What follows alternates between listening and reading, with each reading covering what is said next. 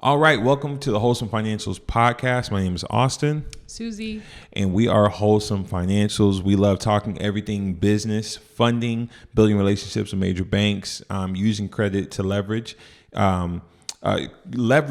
credit for your business so that you can grow and scale your business. And that's our motto. That's our mission, to help entrepreneurs grow and scale their business using the power of their personal credit and then eventually business credit. And that's what we do. We get to help hundreds of entrepreneurs across the country, around the world with this. And so it's an honor. In this episode, we're talking about business addresses and why it's so critical to get this right on your LLC for funding. And so when you're structuring your LLC, making sure you have the correct business address and making sure you avoid some major pitfalls is crucial. And so we're talking about all those things on this episode. And so stay tuned to the end because the last one is the most important. With that said, you can find us on all of our social media. We're on IG, we're on TikTok, we're on YouTube. So we're glad you're here. And with that said, I want to open it up with an interesting case study on LLCs. Studying one influential businessman in our time period, which would be Donald Trump. A lot of people don't like him for a lot of reasons, but we're only doing a case study on his business. And interesting stat came out from NBC. This is a couple years ago in 2018, where it showed that Donald Trump has over 500 LLCs, and over half of them are registered in the state of Delaware. They're Delaware LLCs, which is one of the best LLCs you can have, along with, what's the other state? Wyoming, Vegas, and Delaware are top three. Gotcha. And so for Donald Trump, over half of his LLCs are in Delaware. So he has over 200 LLCs registered in Delaware. And for Donald Trump, a lot of his licensing deals, some of his helicopters, some of his bank accounts, all of them are wrapped up in the LLCs, as well as the Mar-a-Lago Resort in Palm Beach, Florida. That's also owned under an LLC. So it just shows the power of having an LLC. And what a lot of people don't know, so the Delaware tax code makes it easy for people to have anonymous shell corporations where you can avoid a lot of foreign tax, where you don't have to show what financials, you don't have to publish your financials. And so it's hard to know how many assets you have, bank accounts, what charities you're funding, any tax info. And so it's just a great way to see that, you registering an LLC, and anyone can register an LLC in Delaware. And so if the elite, the really affluent, are doing it, there might be something to it. And so I just thought this is interesting, something powerful about LLCs, to the point where Donald Trump has over 500 of them, which is nuts. So obviously another takeaway from that is have more than one LLC. And we're going to talk about that a little bit in this episode. So let's get to it. Let's talk about a business address for your LLC. I'll let you kick us off. Yeah. So business addresses are sometimes controversial because some people are like, well, why can't I use my home? Okay. And that's totally fine. Like, you can totally use your home, but you cannot expect to get $150,000 of business funding with using your home. And here's the reason why. Everything is perception. You know what I'm saying? So like, how do you look on paper when you go to the bank to get funding, right?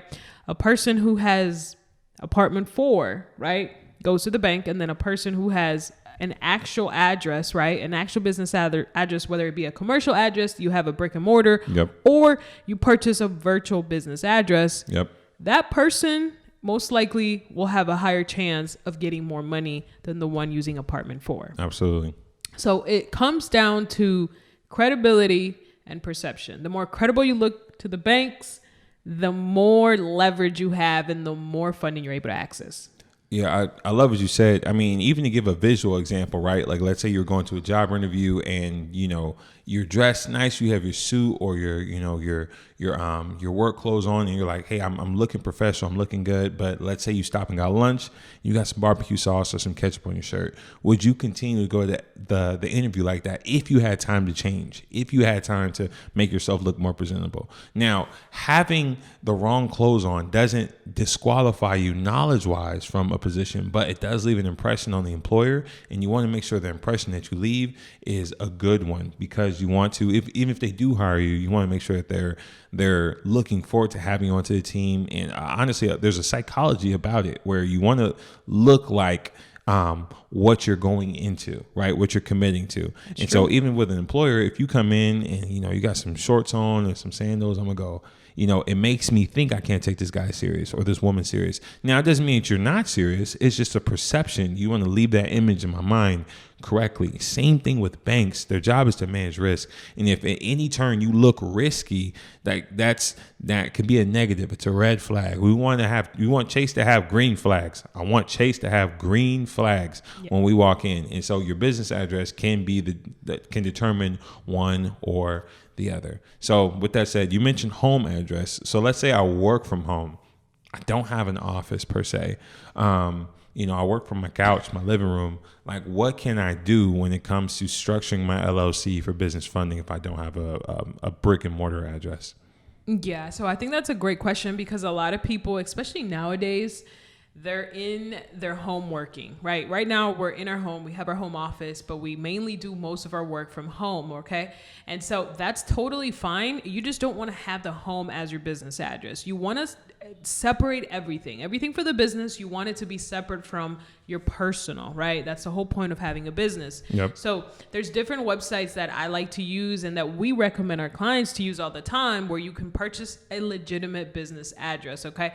Some of those websites are Regis, iPostal One, Virtual Alliance, Opus. Some of the best companies I just named will provide you access to a business address. Now, they can run anywhere from like $10 a month all the way to $100 a month, depending on what different other services you want to add. Like if you want a receptionist on site to answer your calls, if you want a business phone number, if you want a business email, like that just kind of depends on what all you want to, purchase when you get the address.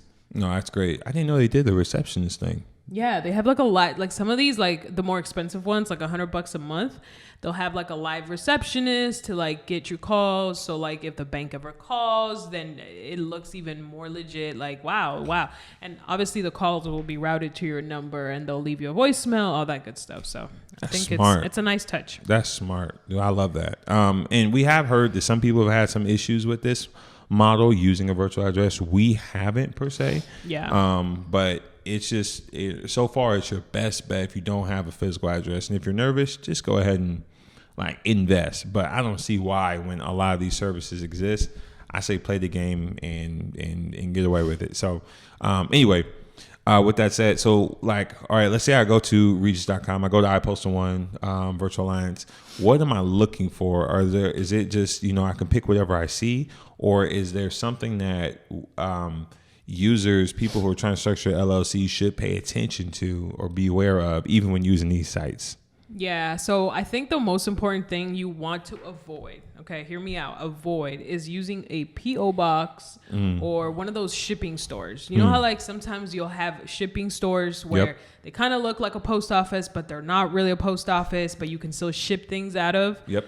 One of those. A lot of those places will be virtual business addresses. So you want to avoid those at all costs because the bank will most likely Google your address. And then if they see that it's like a shipping store, they're going to have a lot of questions and you're probably going to get denied. And a lot of times they won't even let you open a business account with a P.O. box. Oh, wow. So before you purchase it, don't make the mistake that we once made when we were starting off without any knowledge, is you want to make sure you do a Google search on the address before you purchase. So you literally just copy the address, go to Google, paste it, and see what comes up, what kind of picture comes up. If it looks like a P.O. box place, a shipping store, do not buy that at all. It should look like an office building, like if you were walking into a medical office, a dentist's office, a bank, per se. Yeah.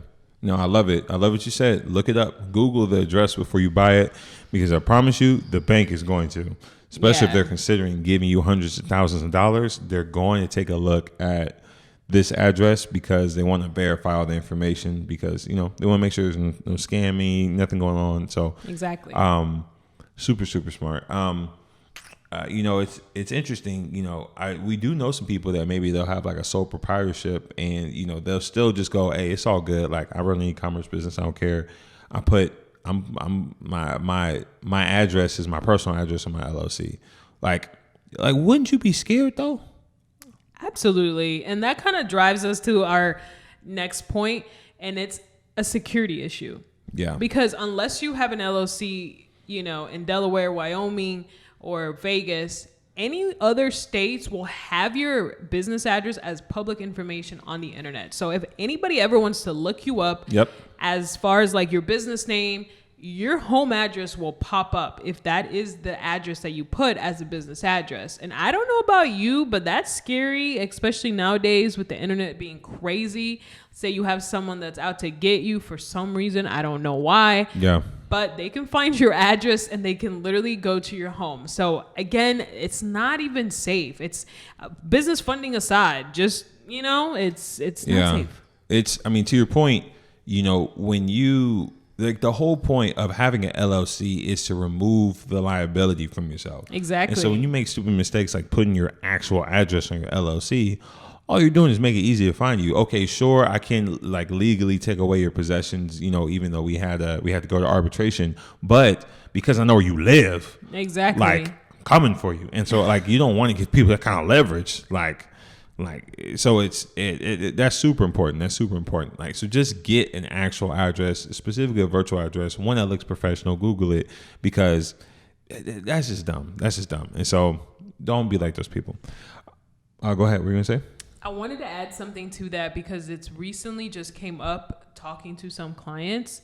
The banks don't like hearing the word virtual address. So when you go into the bank and you're trying to open up a bank account, you always want to tell them that it's a co-working office space.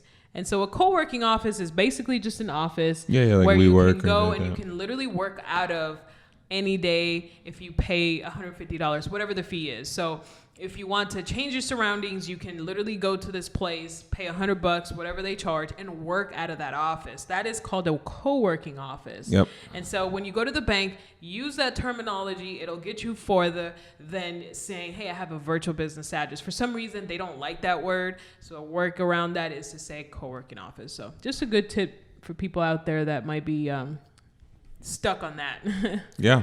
So in summary, do not use your personal address. Use a virtual business address if you don't have access to a brick and mortar. If you got all your documents together, you're watching all these videos, you say, hey, I'm ready to go. My LLC structure, my credit is repaired, all these things.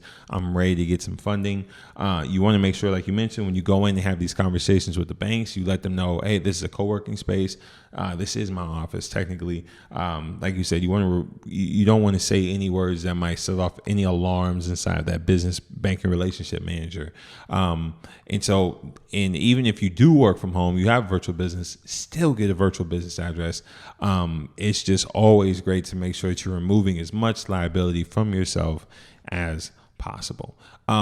Now, if people are interested, because this is something that we help our clients do, how can people access help? How can they reach us if they're looking for getting their LLC structure or even on their way to business funding? Yeah, so I think a good way to get in touch with us is, we're on every platform, whether it be, TikTok, YouTube, Instagram, we're everywhere. But if you're watching this on YouTube, we're going to leave a link below as a comment. We're going to pin it to the top so you'll be able to see it as a first comment. And we're going to leave a link so that if you need your LLC structured specifically for business funding or just LLC period, you don't really care about the funding part, you just want your LLC, we'll leave a link so that you can book a call with us and we can kind of talk it out and see if that's something that we can actually help you with.